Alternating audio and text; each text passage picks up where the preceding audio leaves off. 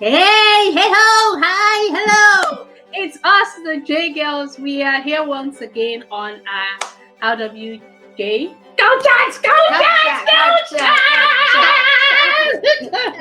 Okay, we are here on our Couch Chat, and today, like we said, last week we've been sharing our house rules, and we've been inviting special guests on our show to tell us about themselves and what their house rule is. And our program is Getting to Know You. And today we have another special guest. Hang on there, you find out.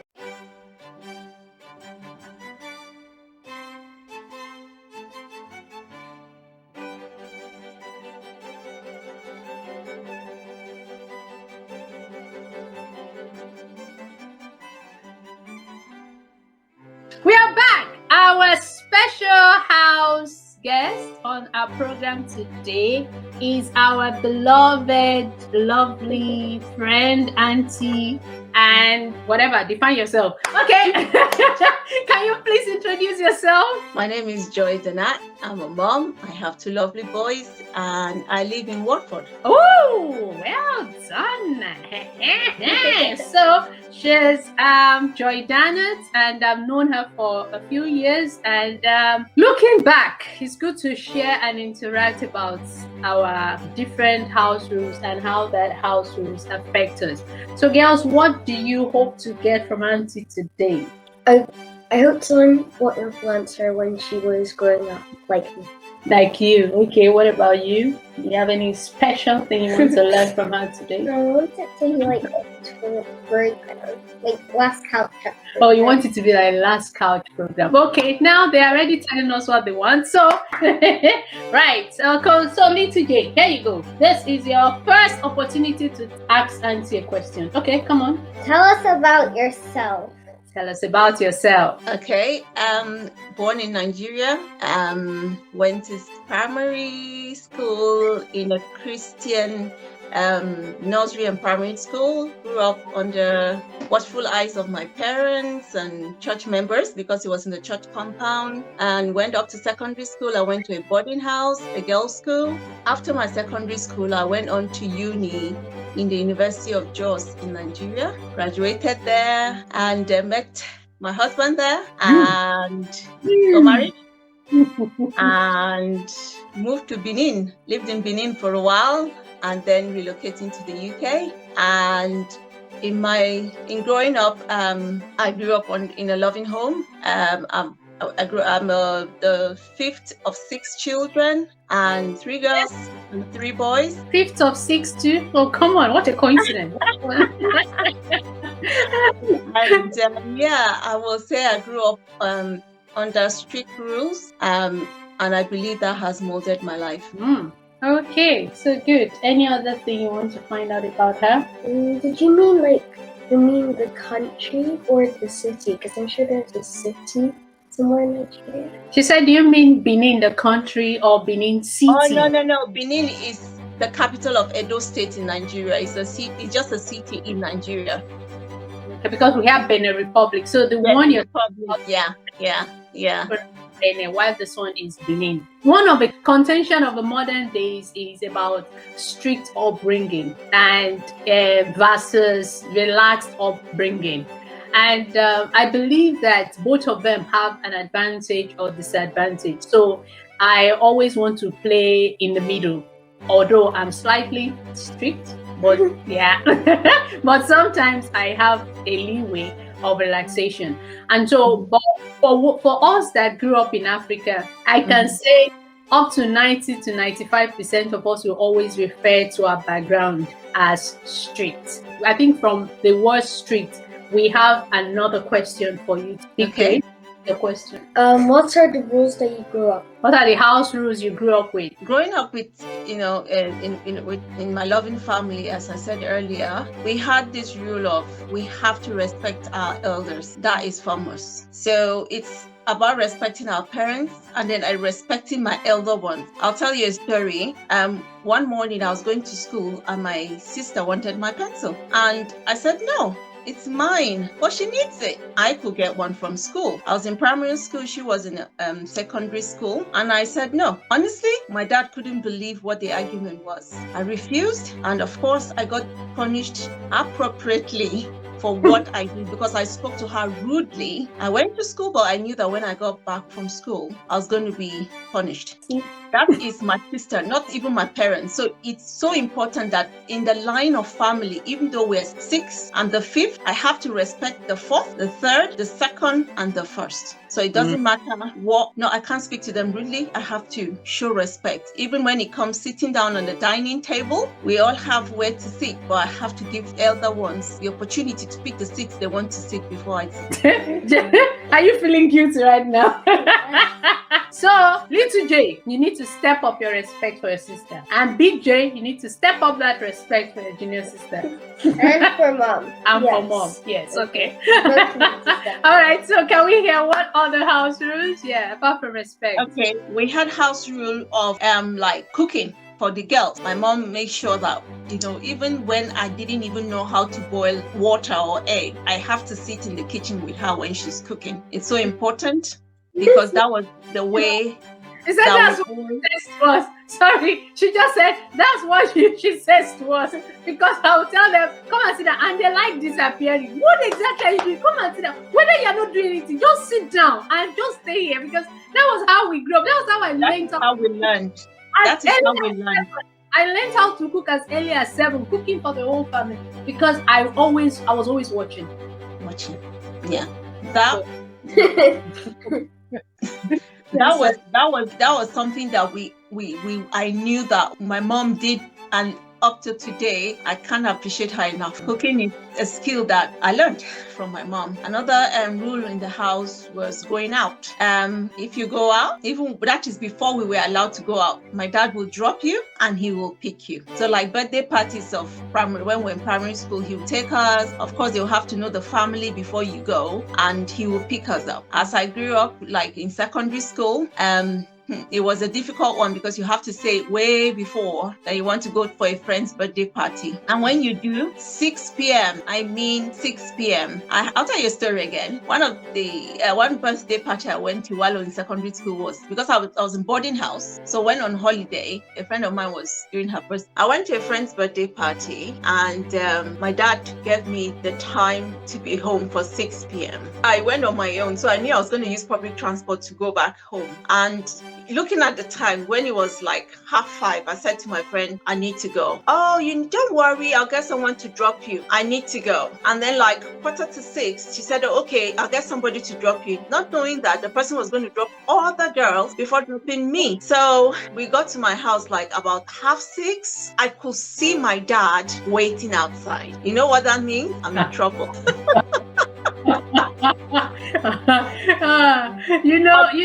You made me remember my own curfew. My curfew was 7 p.m. I know. That is just one in the troubles that we went in, like I just use this as an example because it's so simple. It was a friend's birthday party and he knows the friend, he knows the friend's family, but because I went past the time, and at that age, we've gone past the age of smacking. So it's the age of sit down, let's have a talk. To be honest with you, I'd rather have the smack than the talk.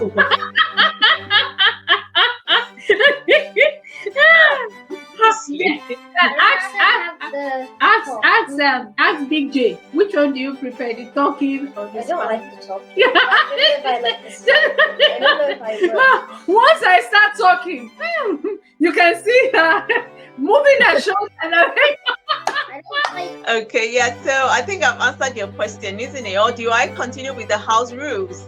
Yeah, if you have more. So you've talked about respect, you've talked about time out, and you've talked about cooking and dutifulness in their house. Okay, what else? In their house.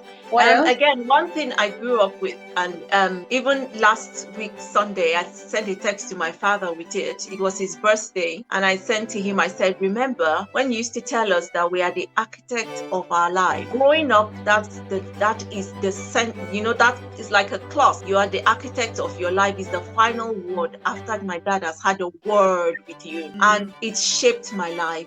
It shaped. I mean, going into uni, my dad wasn't there to watch me. but he has given me what will keep me in line. He has told me, as I build my life, as I structure my life, that's the way I'm going to live it. Thank you for that. My own daddy's quote was, whatever you do, do it well. And I've drummed it like music. I heard that 1 million times growing up. Whatever you do, do it well. And it has really kicked a drum inside me that whatever I lay my hands on, I want to make better and better and better. Whatever, even in academics, I want to be the best, because it just said, funny enough, there's a little story that comes along with that. Big J started violin, and the first class she had with the teacher, and I've been saying it before, she had heard it from me, but when we got to the violin teacher, Big J played some tune for her. I think it was Everybody Down Up or something like that. The first few things you do when you start playing violin, and then the next thing she said, Big J, you are very smart and you can play very well, but whatever you do, do it well. I just looked at her, and since then, if I want to talk, I will bring that issue. I will bring my daddy Very, very important. Because it's very important, and this thing, they shape our lives, just like definitely they do. You're hearing from somebody else apart from mom. So the music teacher and Joy and Tilande, me, we are saying the same thing. Same thing. They shape your life. They keep you on track. It's a constant reminder of who you are and what you will become. And that really takes us to the next question, because you have already started telling us how those things have influenced you. And the next question we really had was, how have those house rules, how have they influenced you? For instance, you talked about cooking. How has it really influenced your life at the present? Because when Joy makes suya, you are going to go gagas. How has those things influenced you today?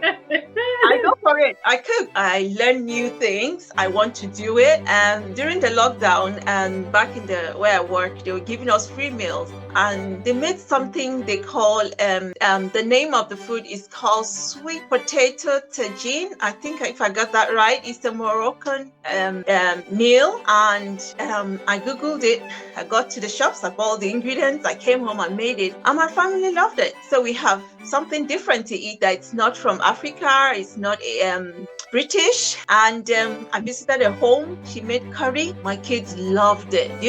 That home, even every time we go there, it's curry. So we've gone chicken curry, beef curry, fish curry. She's made pakora. She's made onion bhajis. If I make onion bhajis, I've learned different things, and that is because of the interest in cooking. I bake cake, I make meat pies, Nigerian, but I still cook. Nothing comes to me like a challenge. I go for it.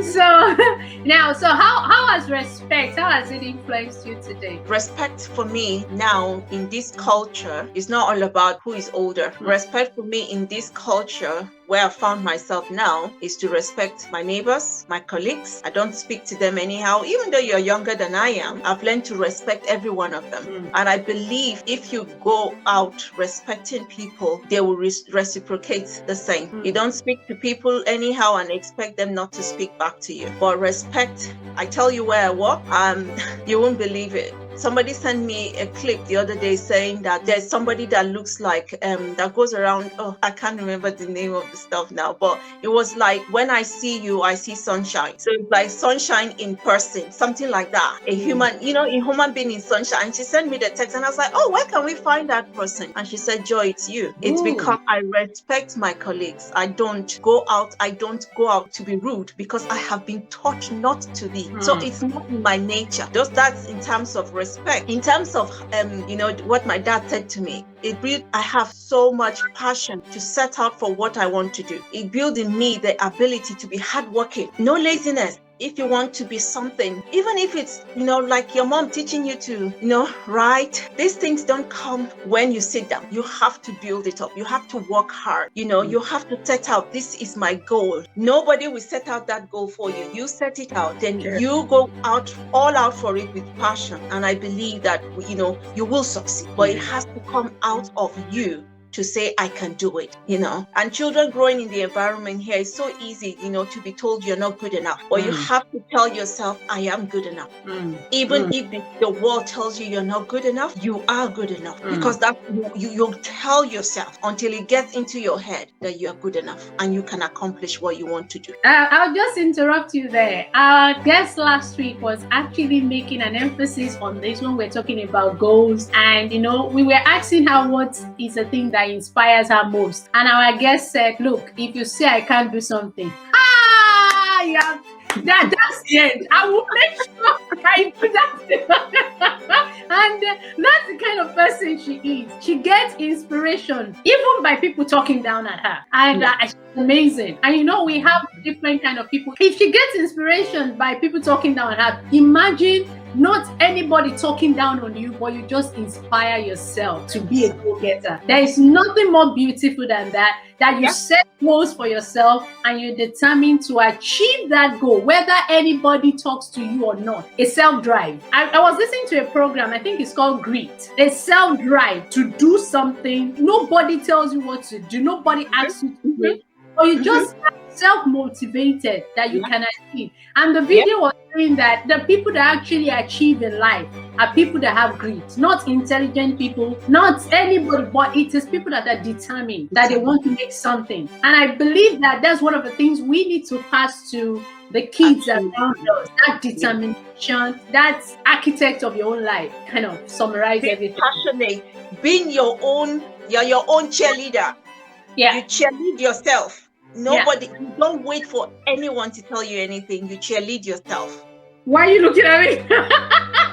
And then most importantly, you're not comparing yourself to others. I think that's one of the things that causes our downfall. When we look at other people and see them as a yardstick. Oh, that person is better than me, so I can't be better. Oh, you have already determined your failure. You are your determinant of success. Nobody. In whatever you do in life, you determine that. And that brings me to the question of your house rule of time and coffee. How has that influenced your life growing up, and how has it changed your adulthood? To be honest with you, just as I said, I went to a university outside, where my parents were. I don't stay out late. Apart from if I'm in school studying, it's just part of me. Even married now, even in the UK, I don't like staying out of my house for too long. You know that, isn't it? I think we have that same. I think that thing has helped us not to. It has made us very homely in terms of always close to home, And for people that have experienced going out and staying out late, I don't think they will understand this concept, and I don't think we will understand them. But I think everybody will appreciate how it has influenced us. So, Big J, when you get to that age and I start telling you, you can't go to the house. Hey, see the way she put her head down. Look into the camera. So start listening now, okay? All right? Okay? Anyway, so thank you for that. We really appreciate that. Little J, has it been sinking in properly? Any questions so far? Oh. Anyway, so we just quickly go to the next question. The next question says, Big J, So, what rules do you use at home nowadays? So now that we have the 21st century and then Generation X or Generation, what do they call them? Gen Z. What are the rules you use in your house currently? Okay, starting with the skills, I ensure that the boys help me in the kitchen. They're boys, and I've told them their wives are going to be grateful to me. So what we do is they all know how to make something for themselves. So Saturday morning, they can make their eggs, they can clean after themselves. I ensure that they learn how to hoover, learn how to iron, learn how to wash dishes, put clothes in the wash. I kept saying to them, the next skill is shopping so that we can know how to manage money. I know that the skill of, looking after the home, I've started passing it on to my kids. there's, the rule of time limit of coming home. It's not applicable to the kids right now because they're not at that age. But I believe that I will still use it on, on them until they leave the house. Again, the passion, I drive passion in them. They play basketball, so I always tell them, you can be the best. When they leave the house in the morning, not every morning, but most times, and sure, I tell them, go out and be a genius. Go out and be a genius. Because I know that there's a genius in every child. So go out and be that genius. So I also pray for them every day. Like most times when I pray, I tell them wise choices is so important. So those are the skills I have learned. I am putting into them. Make wise choices. If a friend said they can't be your friend, they are not worth being your friend. Stay away from them. Hello. Hello. You had another line to say it, right, girls? Yeah, okay. Yeah. In terms of respect, we're getting there. We're not there yet because, again, I keep trying to pass the ability for, like when the younger one speaks rudely to his brother, I tell him at that point to apologize. And to us parents, I ensure they wake up in the morning to say good morning, not just walk past me. Show us respect when they communicate with us. And the older one also showing respect to his brother when he speaks to him. We're not there yet, but we just keep trying. Yes. Yeah, because I think one of the things that made the girl know that we are all a work in progress. None of us has gotten there, and so no family, no parents can stand up and say I have 100% compliant kids. The kids must be robust. And I tell my girls, I don't think I want perfect girls, but Big J, you confirm that. I always tell you I want teachable girls. Yeah, I want people that you can correct, you can, they are malleable, they are flexible to you. Yes, she said I was saying that yesterday. Thank you. It's an ongoing work. Just like Auntie said. So none of us is there. We know the rules. We break it. We are humans after all. But we're getting there. Okay, Little J, can you please add on to the next question, please? So what inspires you to keep going? I am a passionate person. I wake up every day and tell myself what's today's goal. I am somebody of character. It keeps me going because that has helped me. What people do don't bother me. I don't let it bother me. I steer, just as I said, I cheerlead myself. I walk around people that will tell you you're not good enough. I tell myself I'm good enough because I know what I'm made of. It keeps me going. And the ability to help others also is something that gives me joy. Knowing that somebody is in need, not because I want the world to see me helping, but it's a joy just to know that you can be there for someone. It doesn't matter whatever it is, but even a listening ear, just listening to someone it's a blessing. Those things keep me going. Being a mom, it's a struggle. Going to work, coming home, cleaning, cooking, but family, children, they keep you going because you know that you are also an influence for them. Interesting. You said something just now. Listening, yes. Big J, what do we talk about listening in the house?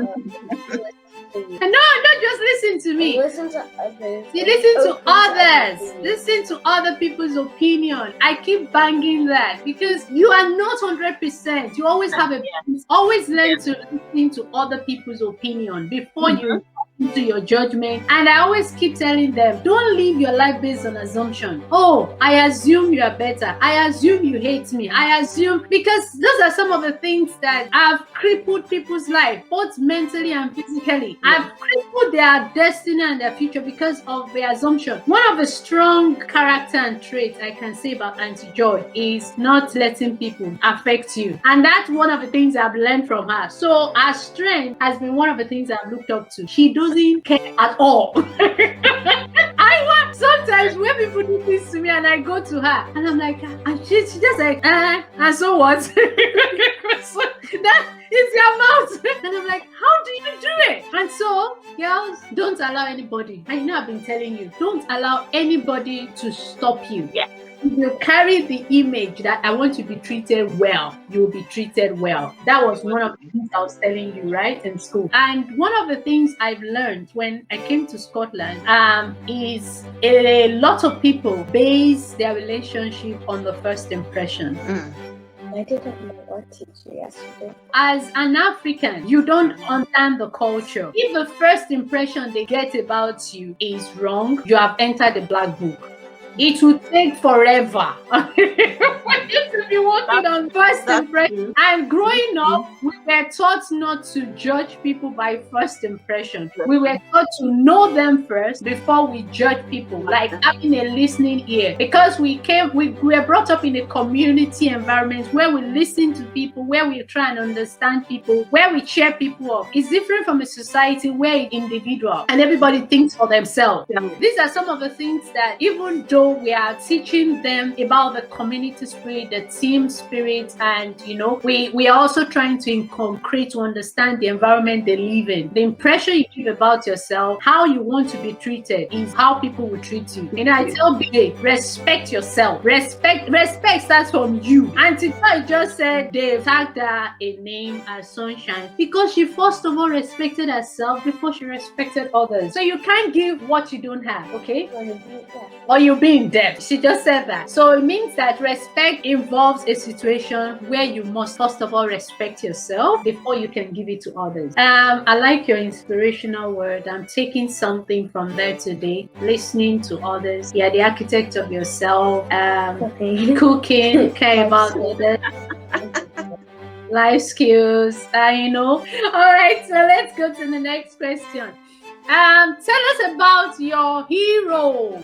Actually, that's a big one for me, because I wouldn't say I look up to a particular one person. I pick things from people. I don't have a mentor. So if you say hero, as a child of God, I'll go back to the Bible. So I will, if I call one name, maybe Daniel. The story in the Bible about Daniel got me to name my son Daniel. That Daniel is was a man of prayer, and he believed God. So those are things for me from the Bible.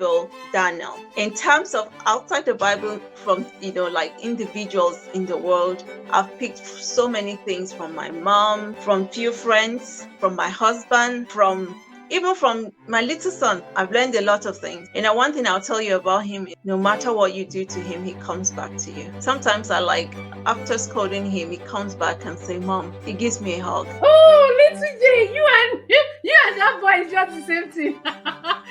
I'll stop you. I'll just interrupt. I think 2 days ago, I asked her to do something, washing her clothes or something. And I got it all wrong, thinking that she didn't do it right. So I've already nagged her, and just went away so big. Then I realized that I did it wrong, and I just said, I'm really sorry. When she finished in the kitchen, she came back and gave me a hug. She said, Mommy, I forgive you and I love you.